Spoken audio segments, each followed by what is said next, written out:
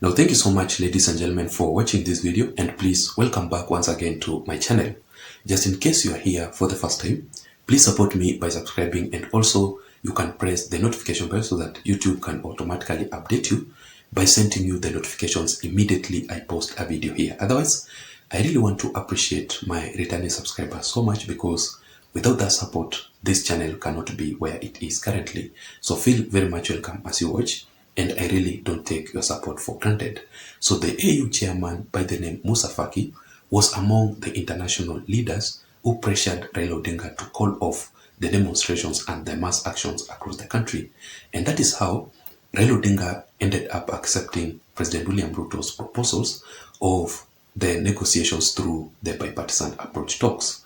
But immediately Raila Odinga called off these mass actions across the country. He expected him to meet with William Ruto physically for the negotiations, only to find out that the bipartisan approach talks will be between the representatives of both parties, the Azimio la Umoja Alliance and the Kenya Kwanza Alliance, in parliament.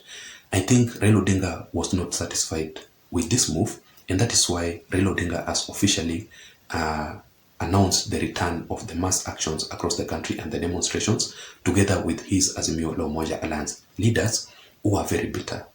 So Raila Odinga, according to the information that I'm having here, is that Raila Odinga had to have a conversation with the AU chairman Moussa Faki, requesting him to engage with William Ruto to try and convince William Ruto to accept the negotiations between him and Raila Odinga only in a meeting, because in my considered opinion, the main objective that Raila Odinga wants to achieve is his own political interest. It is not for the interest of the country.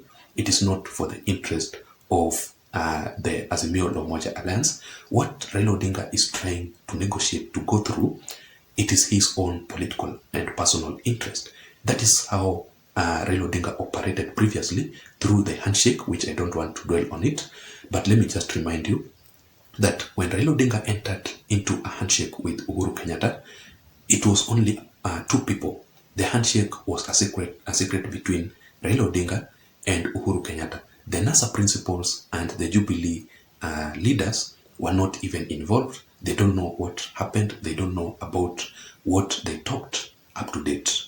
So it was a secret between the two. That is what Raila Odinga is currently pushing to negotiate with William Ruto personally, with the two in a meeting without involving other parties.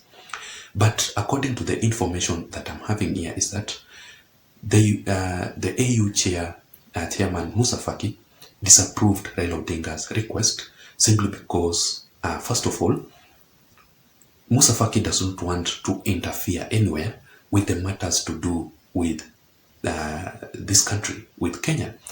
And the reason being that, remember, Raila Odinga himself made it very clear publicly that Kenya is a sovereign state, meaning it is a democratic state, and whatever that we are doing here as Kenyans, there's no way the international communities, there's no way the foreign countries must interfere to our own issues. And secondly, ladies and gentlemen, Moussa Faki made it very clear that whatever is going on here in Kenya, Kenyans have the capability, together with the leaders and the residents, to handle their own situation and to come up with their own ideas to solve the issues. Secondly, ladies and gentlemen, the reason as to why Moussa Faki disapproved Raila Odinga's request is because, according to his personal capacity as the AU chairman, he does not have any powers to make a decision concerning any country here in Africa.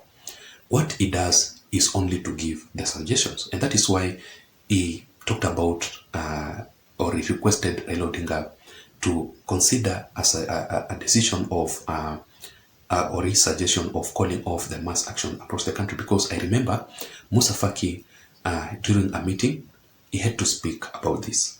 He had to call out the Kenyan leaders to stop the mass action across the country, including Raila Odinga, and to have a peaceful talks or any meeting between the leaders so that they can solve the issues that are affecting the people of the Republic of Kenya. It does not matter whatever reasons they have towards their fallout, but the leaders must organize themselves, must unite for the interest of the people of the Republic of Kenya. That is why Raila Odinga had to listen and to react through with the decisions or with the suggestions from the AU chairman, Moussa Faki, together with other international communities or the leaders from across Africa.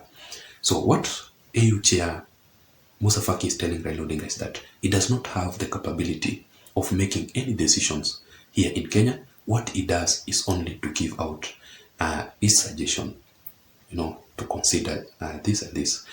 Thirdly, ladies and gentlemen, it is because of Raila Odinga's demands. According to Moussa Faki, the demands that Raila Odinga is issuing out to be fulfilled before he returns to the mass actions across the country, or to call out for mass actions across the country. First of all, these demands are illegal.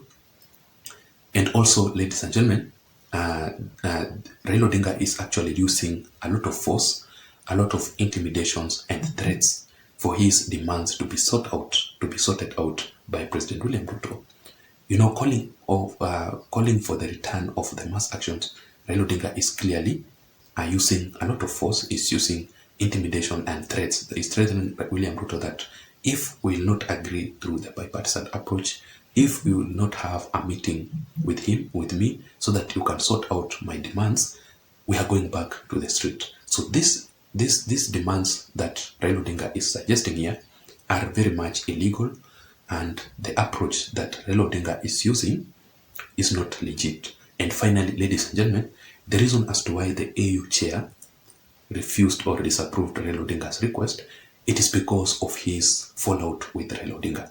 Remember that the AU chairman, Moussa Faki, was the person who fired Raila Odinga in his position as the high representative on Africa, on infrastructure and development, or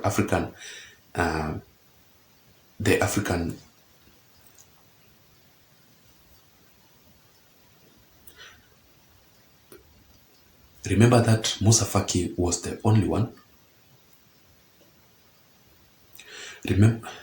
Remember that Moussa Faki was the one who fired Raila Odinga physically as the African Union High Representative of Infrastructure and Development position.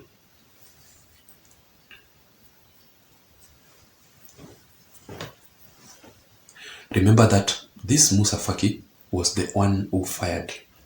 Remember that Moussa Faki was the one who fired Raila Odinga from that position of the AU High Representative on Infrastructure and Development in the entire Horn of Africa.